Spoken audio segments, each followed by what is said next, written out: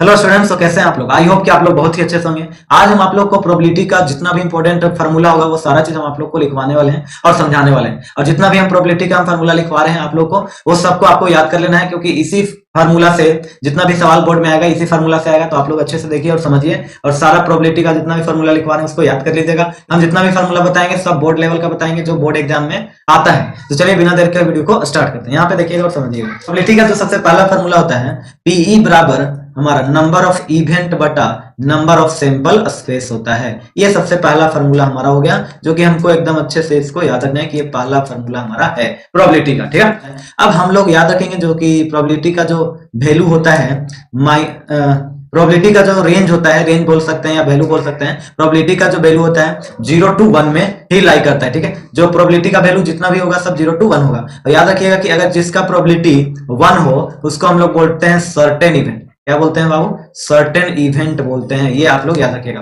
Certain event का मतलब निश्चित घटना। ठीक है, और अगर किसी का भी प्रोबेबिलिटी 0 आ गया तो उसको हम लोग बोलते हैं असंभव घटना। ठीक है, जिसको हम लोग बोलते हैं इम्पॉसिबल इवेंट। ठीक है, इम्पॉसिबल इवेंट याद रखिएगा, हम उसको इम्पॉसिबल इवेंट बोलेंगे। अब यहाँ के बाद आप लोग को याद रखना है अगला जो फार्मूला होता है, अगला याद रखना हम लोग को PE plus PE naught. P plus P naught यानी कि घटना घट रहा है और एक घटना नहीं घट रहा है, उसका जो सम होता है 100% होता है, 1 होता है। ये आपको एकदम अच्छे से याद रखना है। यहाँ पे पीई नॉट होगा। तो ये काफी इंपॉर्टेंट फार्मूला है, इससे सवाल ऑब्जेक्टिव में आता है। अगला जो हम लोग फार्मूला याद रखेंगे कि probability of A intersection B, इसको हम लोग इंटरसेक्शन बोलते हैं। Probability of A intersection B का फार्मूला क्या होता है? Probability of A plus probability of B बराबर माइनस में probability of A union B होता है। यहाँ पे आप लोग याद रखिएगा, यहाँ पे इंटरसेक्शन है तो यहाँ पे यूनियन आएगा। अगर यही हम लोग यूनियन निकालते हैं, probability of A union B, तो probability of A plus probability of B minus probability of A union A intersection B आ जाता। ठीक है, अब अगला याद रखिएगा आप लोग, अगला जो फार्मूला हम लोग को याद रखना है, जैसे हमसे कोई पूछे कि probability of A intersection B bar का फार्मूला क्या होगा, तो देखिए आप लोग समझिएगा कि जहां पे बार लगा है उसको आपको नहीं लेना है, यानी कि जो घटना यहाँ पे नहीं घट रहा उसको नहीं लेना है, और यहाँ पे माइनस में probability of A intersection B आपको कर देना है। कहने का मतलब देखिए आगे आपको समझ में आएगा। जैसे probability of A bar intersection B बोलता, ठीक है, तो यहाँ पे जिसमें बार नहीं लगा हुआ है उसको आपको लेना है, यानी प्रोबेबिलिटी ऑफ बी लेना है, फिर माइनस कर देना है probability of A intersection B. बात समझ में आ रहा है आप लोग को?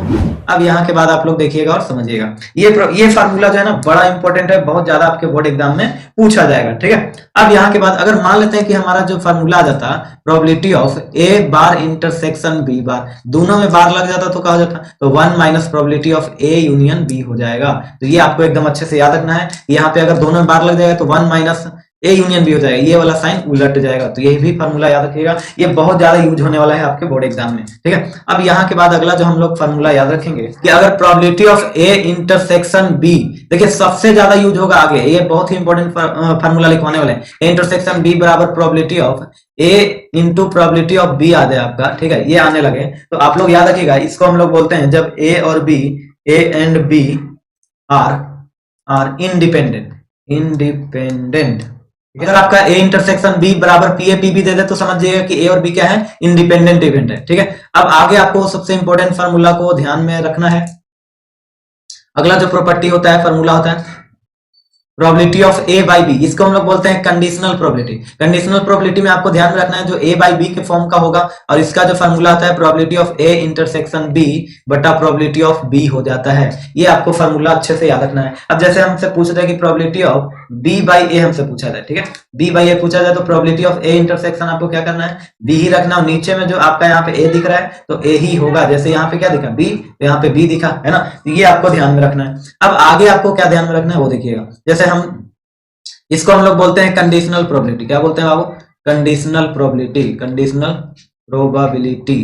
ठीक है, याद रखिएगा, इसको हम लोग बोलते हैं कंडीशनल प्रोबेबिलिटी। अगला जो हम लोग याद रखेंगे मीन का फार्मूला। इसमें हम लोग मीन से ज्यादा सवाल आता है बोर्ड एग्जाम में, तो मीन का क्या होता है फार्मूला प्रोबेबिलिटी में, वो आप लोग देखिए और समझिए। जैसे हमसे कोई मीन का फार्मूला पूछ दे, जिसको हम लोग एक्स बार से डिनोट करते हैं, एक्स आई होता है, पी आई एक्स आई क्या होता है? प्रोबेबिलिटी, और एक्स क्या होता है? यहाँ एक्स जो हो गया हमारा रैंडम वेरिएबल होता है। तो ये आपको अच्छे से फार्मूला को याद रखना है।